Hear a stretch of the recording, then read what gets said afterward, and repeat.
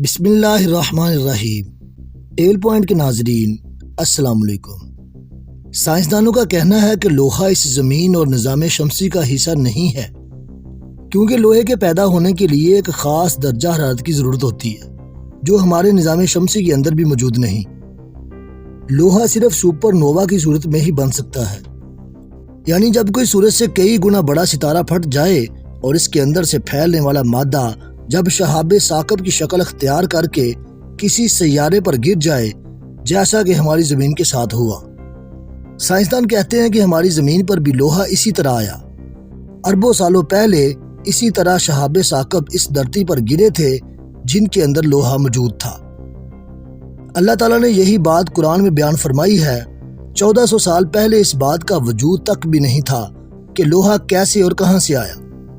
پوری تفصیل کے لیے ڈسکرپشن میں موجود لنک کو کلک کریں اور اس ویڈیو کا پارٹ 1 دیکھیں۔ عرب کے صحراؤں میں لوہے کا استعمال تو صرف تلوار اور ڈھال کے لیے ہوتا تھا، اور یہ چیزیں اس وقت کی زبردست جنگی طاقت سمجھی جاتی تھی۔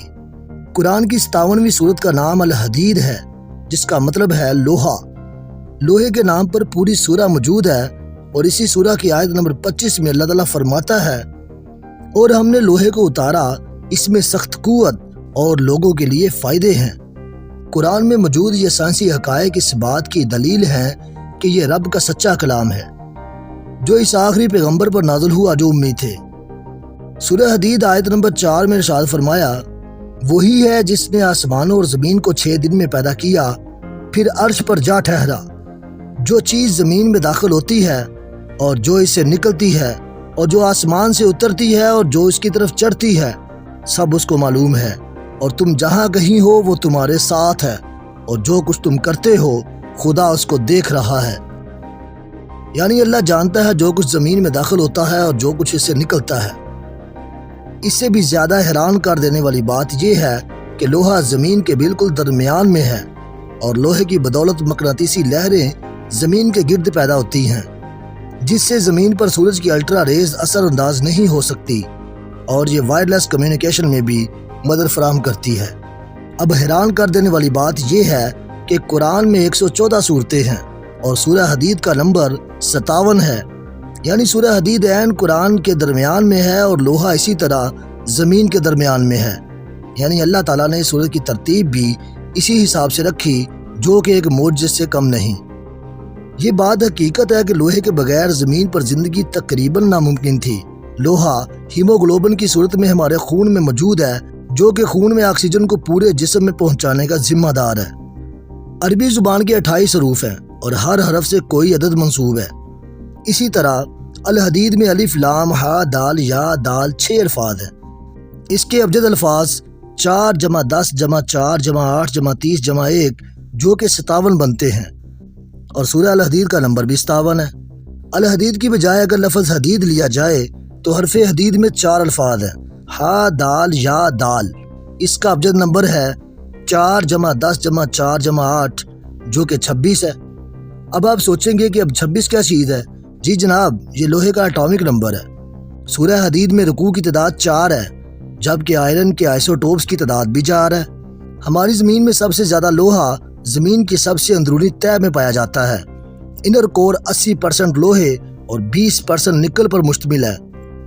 زمین کی اس تہہ یعنی انر کور کی پیمائش 2475 کلومیٹر ہے، جبکہ سورہ حدید میں حروف کی تعداد بھی 2475 بنتی ہے۔ سورہ حدید قرآن مجید کی 57ویں سورت ہے، جبکہ سائنسدانوں کے مطابق انر کور کا درجہ حرارت بھی 5700 کیلون یعنی 5427 ڈگری سینٹی گریڈ ہے، جبکہ آئرن کے ایک آئسوٹوپ کا ماس نمبر بھی 57 ہے۔ ایک ستارہ کا ایندھن ہائیڈروجن گیس ہوتی ہے، اور گریوٹی کی وجہ سے ستارے کے مرکز میں فیوژن ری ایکشن شروع ہوتا ہے اور ہائیڈروجن ایٹم دوسرے ایٹم سے مل کر ہیلیم بناتی ہے۔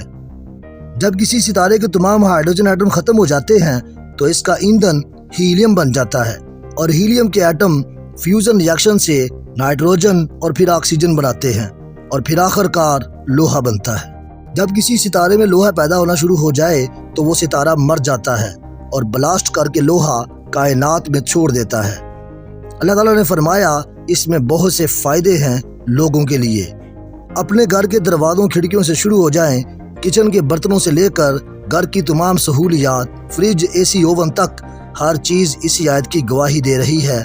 موٹر سائیکل سے لے کر ہوائی جہاز تک ہر ٹرانسپورٹ اسی آیت کی گواہی دے رہی ہے۔